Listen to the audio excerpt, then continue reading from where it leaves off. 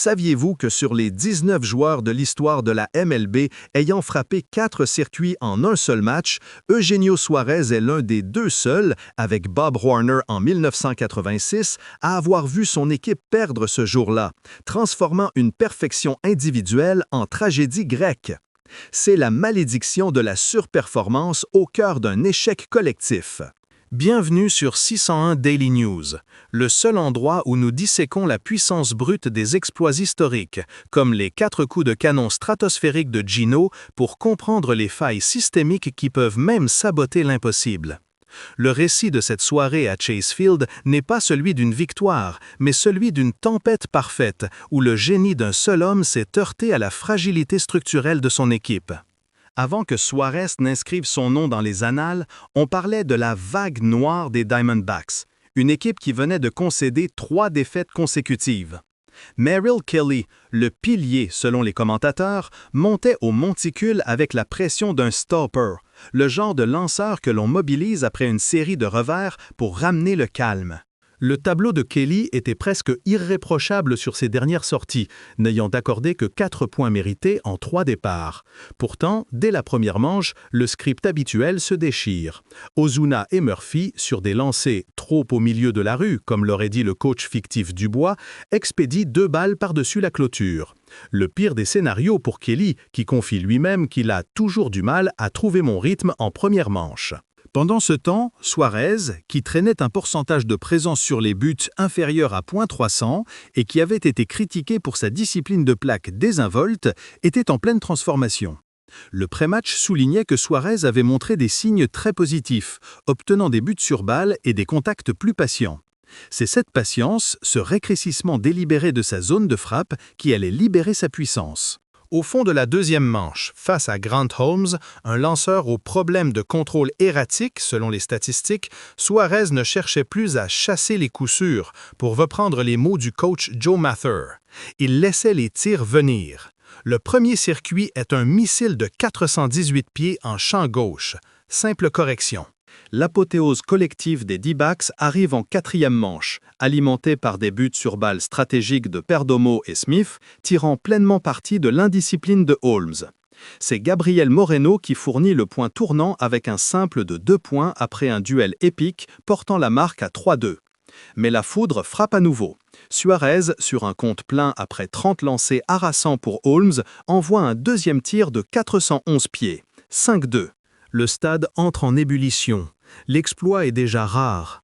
Mais c'est en 6e que l'histoire passe de la rareté à la quasi-mythologie. Face à un lancer cassant trop haut, Suárez ne s'est pas contenté de frapper, il a pulvérisé. Le 3e circuit, 443 pieds, 6-2 D-backs. Le commentateur est en extase, affirmant « Il est tellement loqué en ce moment ». Il vient de rejoindre l'élite de l'histoire de la franchise, mais l'histoire, c'est l'équipe qui devait l'écrire. C'est ici que le récit bascule, passant de l'exploit à la tragédie. La vérité brutale, que beaucoup ont cherché à ignorer au milieu de la liesse de Suárez, est que le bullpen des Diamondbacks était un baril de poudre. Après le départ de Kelly, le relais s'effondre. L'argumentation tranchante se doit d'intervenir ici. Beaucoup ont critiqué le manager Torey Lovullo pour avoir utilisé Jalen Beeks face à des droitiers puissants comme Riley et Ozuna, même s'il a réussi à les retirer. Mais le vrai problème n'est pas là. Il réside dans le manque de maîtrise du pitching derrière. Beeks, au lieu de capitaliser sur ses retraits, enchaîne 2 buts sur balle consécutifs, puis concède le simple d'Albies, réduisant le score à 6-4.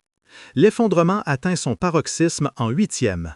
Une erreur défensive fatale d'Alek Thomas, qui a mal lu la trajectoire du simple de Michael Harris II, permet au coureur de marquer 2 points supplémentaires, donnant l'avantage 7-6 aux Braves. C'était une erreur de jugement d'1 pouce, mais elle a coûté 1 000, aurait lâché le légendaire commentateur Bob Uecker. Le contre-argument est souvent « les D-backs ont perdu à cause de leur incapacité à générer des frappes opportunes, n'ayant que 5 coups sûrs au total ». C'est faux. L'équipe a laissé la porte ouverte avec les buts sur balle et les erreurs défensives après avoir pris une avance confortable. Leur frappe était ultra efficace. Le clou du spectacle arrive en 9e manche. Traînant d'un point, Qui d'autre que Eugenio Suárez se présente face au closer d'élite Raisel Iglesias?